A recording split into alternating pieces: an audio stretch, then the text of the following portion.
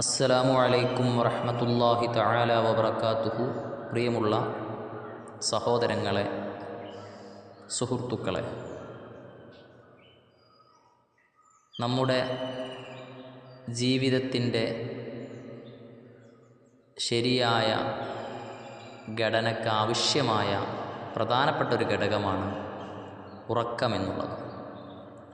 ആ ഉറക്കം പല ആളുകൾക്കും ചില സമയത്ത് അസ്വസ്ഥതകൾ ഉണ്ടാക്കുന്നു. ചില ആളുകൾക്ക് അത് സുഗമമായ രീതിയിൽ കൊണ്ടുപോകാൻ പറ്റുന്നു.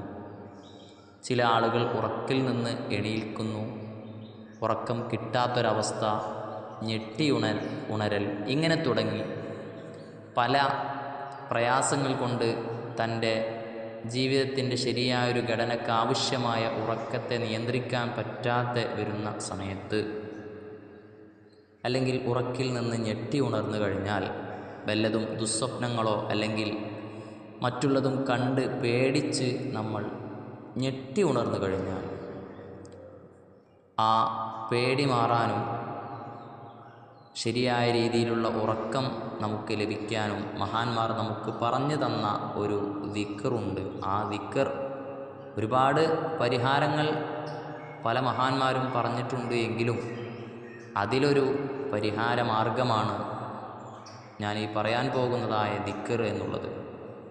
എല്ലാവരും അത് ജീവിതത്തിൽ പകർത്തുക, ആവശ്യങ്ങൾക്ക് ഉപകരിക്കാൻ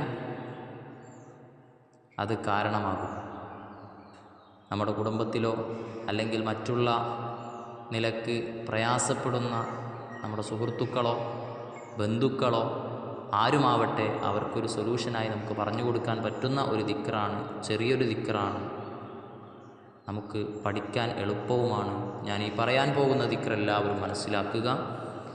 അഊദു ബികലിമാത്തില്ലാഹി തമ്മാത്തി മിൻ ഗളബിഹി വഇഖാബിഹി വശർരി ഇബാദിഹി വമിൻ ഹമസാത്തിശ് ശയാത്തീൻ വഅൻ യഹ്ദുറൂ.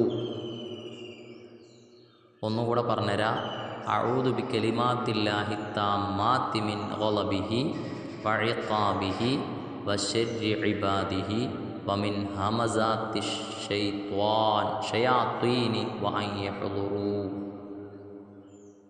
എന്ന ദിക്ർ നാം പതിവാക്കുകയാണെങ്കിൽ